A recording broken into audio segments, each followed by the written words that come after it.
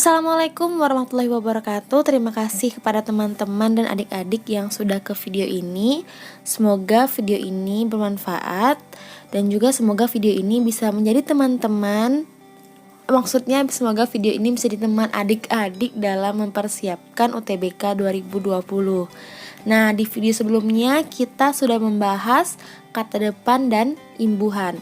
Nah, khusus untuk imbuhan ada berapa jenis imbuhan? Nah, nanti kita bakal bahas jenis imbuhan ini.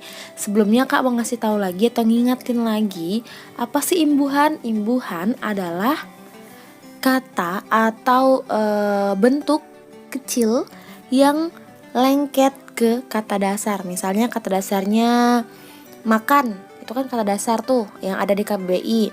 Nah, nanti ada imbuhan yang bisa lengket ke kata dasar. Misalnya imbuhan dimakan.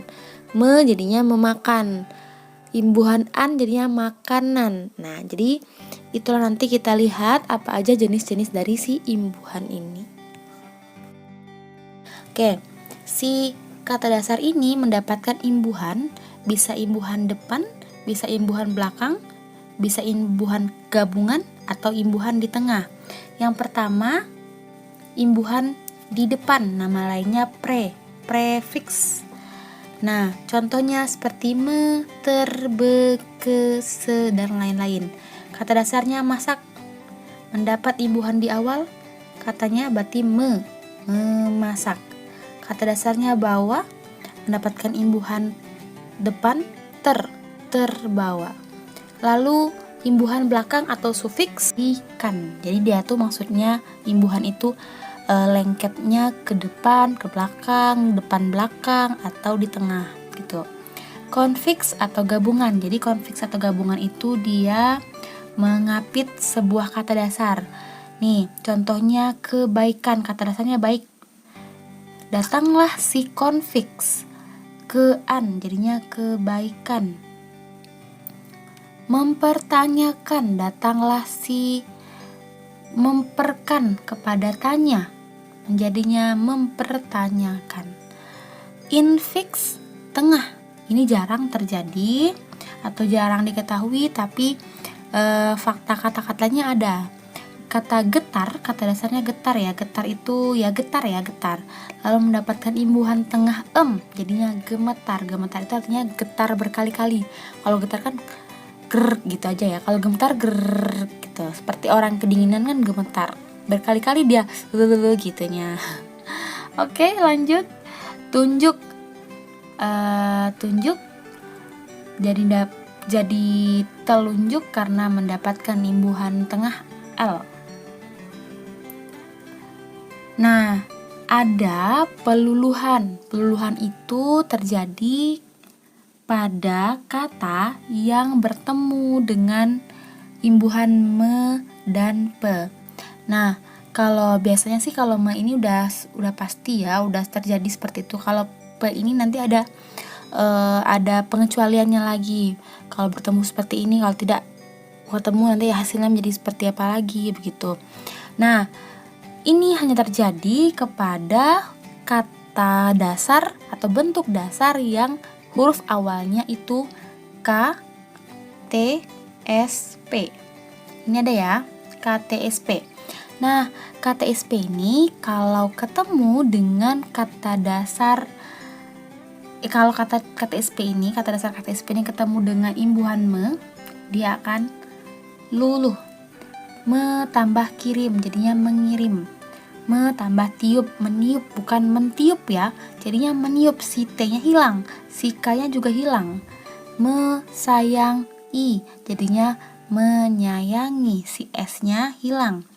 Mepilihkan, si P-nya juga hilang, jadi ya memilihkan. Gak ada P di sini, jadi artinya P-nya itu luluh. Yang kedua, imbuhan P tambah kirim, pengirim. K juga hilang. P tambah tiup, peniup, tidak petiup. P tambah sayang, penyayang. P tambah milih, tambah salah nih, sorry, ini bukan milih, pilih, sorry, pilih ya. P tambah pilih, tambahan, pemilihan. Ini salah, jadi si P nya hilang gitu ya. Lanjut, Peluluhan kata dengan imbuhan me dan pe. Jika kata itu di huruf keduanya itu konsonan, tadi itu huruf keduanya harus vokal. Kalau vokal itu a, i, u, e, o. Kalau konsonan selain a, i, u, e, o misalnya b, c, d atau huruf mati nama lainnya ya. Nah, jadi kalau si kata dasar KTSP ini bertemu dengan imbuhan me atau pe, jika si huruf keduanya itu konsonan, dia akan, yang pertama, dia akan mempertahankan huruf itu tanpa adanya luluh. Jadi tetap me ditambah proses. Tadi kalau misalnya yang lain, yang sebelumnya jadinya memproses ya. Ini tidak, ini memproses. Ini tetap dipertahankan si PR-nya. Tidak hilang PR-nya. Karena dia konsonan berdempet. Kalau tadi tuh konsonan vokal, kalau tadi konsonan vokal,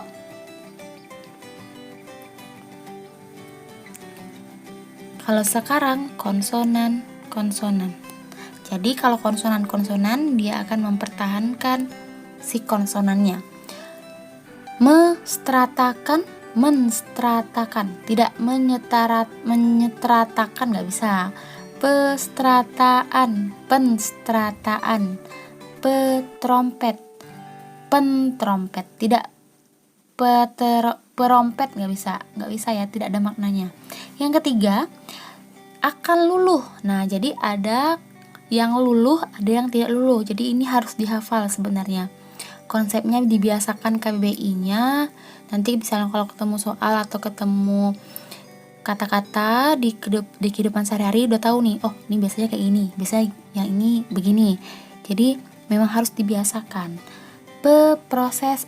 Pemrosesan. Nah, kalau yang kedua tadi dia dipertahankan, kalau yang ketiga ini diluruhkan, si P-nya hilang. Tambah program. Seharusnya kalau jenis A pemprogram ya, tapi ini diluluhkan juga. Jadi ada beberapa kata yang memang harus dihafal seperti ini. Selanjutnya ada pengecualian, yaitu pada kata dasar punya yang mendapatkan imbuhan me-i. Kalau kita taunya memang mempunyai ya, ini udah biasa kita dengar, mempunyai.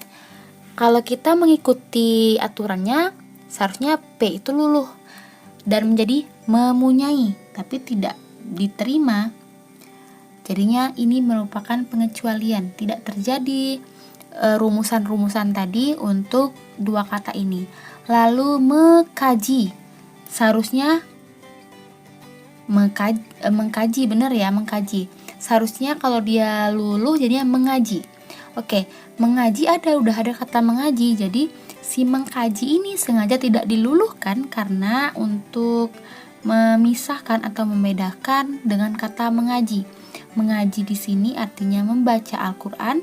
Mengkaji, kalau K-nya tidak hilang, itu artinya mempelajari atau menyelidiki, seperti kajian.